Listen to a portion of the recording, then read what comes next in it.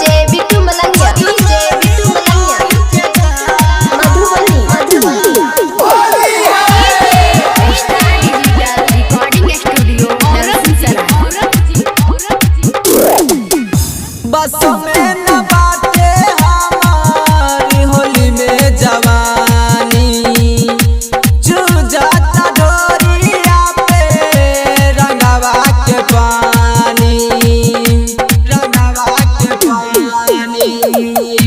बस में न बाटे हमारी होली में जवानी, चूजाता डोरिया पे रंगवा के पानी। मजा ले ला प्यार से, डर ना भतार से, ऐसे ना मन के बिसार के जा, ऐसे ना मन के बिसार के जा। अइला ता रंगवा डाल के जा बरुआ चोली फाड़ के जा। अइला ता रंगवा डाल के जा बरुआ चोली फाड़ के जा। डीजे बिट्टू मलंगिया,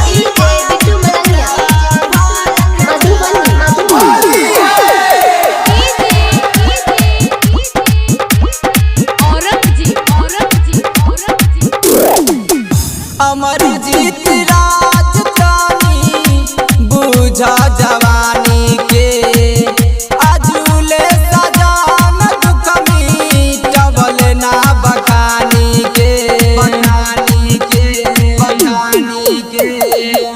अमरजीत राजधानी बुझा जवानी